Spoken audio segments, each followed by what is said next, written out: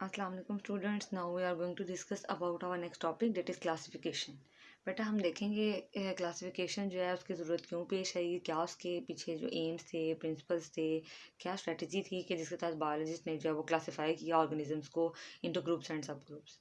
तो देखा जाए बेटा तो एक बहुत ही ज़्यादा हमारे पास एक बड़ी कलेक्शन में ऑर्गेनिजम्स जो है वो ज़मीन पर पाए जाते हैं। उसमें बहुत सारी सिमिलरिटीज़ भी हैं, बहुत सारे डिफरेंसेस भी हैं।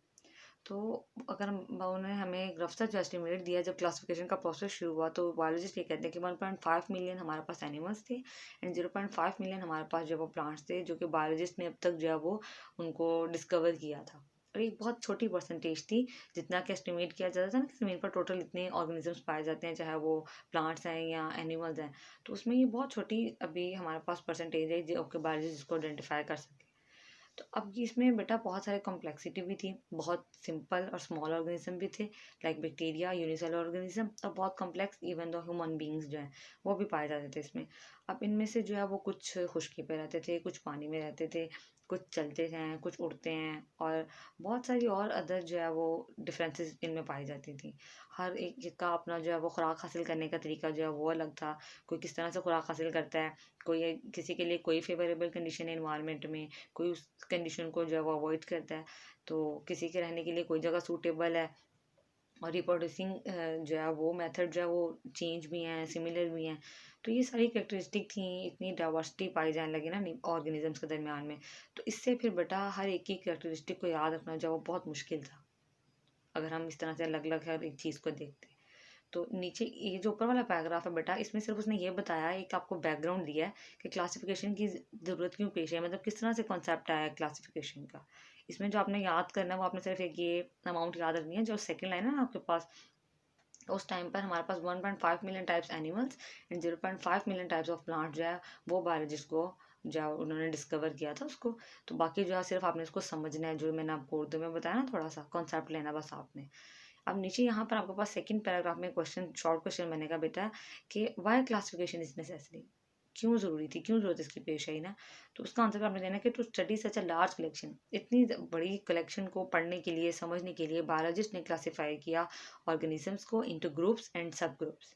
ठीक है। और इस टास्क के लिए उनको ग्रुप्स एंड सब ग्रुप्स में डिवाइड करने के लिए हमें एक सिस्टम रिक्वायर था। वो सिस्टम जो है बेसिकली वो फिर क्लासिफिकेशन सिस्टम था हमारे पास।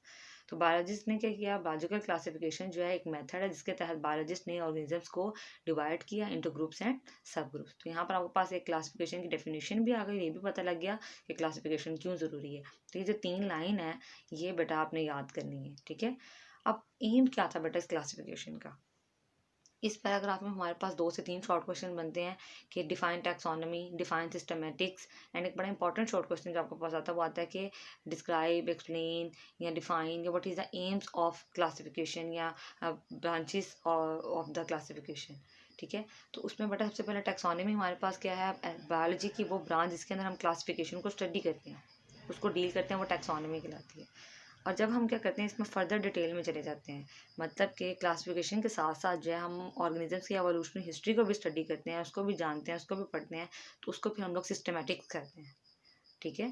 तो उसको हम क्या कहते हैं, सिस्टमेटिक्स कहते हैं। बेटा अब इन दोनों ब्रांचेस के एम्स क्या थे कि इन्होंने डिटरमाइन करना है सिमिलैरिटीज़ को और डिफरेंसेस को अमंग ऑर्गेनिजम्स, मतलब ऑर्गेनिजम्स के दरमियान जो जो सिमिलैरिटीज़ और जो जो डिफरेंसेस पाए जाते हैं उसको डिटरमाइन करना था, ताकि उनको आसानी से स्टडी किया जा सके, आसानी से हम उनको क्लासीफाई कर सकें, उनके के लिए एक बेस बनाते हुए उनको हम जो है वो डिफरेंट ग्रुप्स एंड सब ग्रुप्स में रख सकें।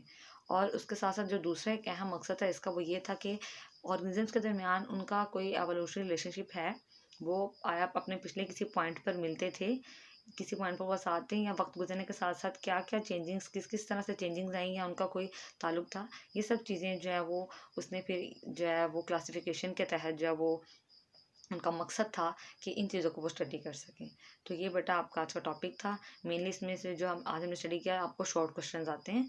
क्लासिफिकेशन की डेफिनेशन आ सकती है, क्लासिफिकेशन क्यों ज़रूरी है ये आ सकता है, टैक्सोनॉमी की डेफिनेशन, सिस्टमेटिक्स की डेफिनेशन एंड एम्स जो है वो इन दोनों ब्रांचेस के वो आपसे पूछे जा सकते हैं। तो बेसिकली हमारे पास ये दोनों जो एम्स हैं ये क्लासिफिकेशन के एम्स हैं कि क्लासिफिकेशन का मकसद क्या था। तो इसका ये मकसद था कि ऑर्गेनिजम्स के दरमियान में डिफरेंसेस को और सिमिलैरिटीज़ को स्टडी किया जाए, उसको डिटरमाइन डिटरमाइन किया जाए ताकि हम इजीली इनको स्टडी कर सकें और उनके एवोल्यूशनरी रिलेशनशिप को भी देखा जाए कि आया इनके अंदर कोई पहले ताल्लुक पाया जाता था या चेंजिंग्स आने के बाद अब इनमें कोई ताल्लुक पाया जा रहा है और कैसा ताल्लुक पाया जा रहा है। तो बेटा ये आपका आज का टॉपिक था, इसको बड़े अच्छे से याद करना है। Thank you so much.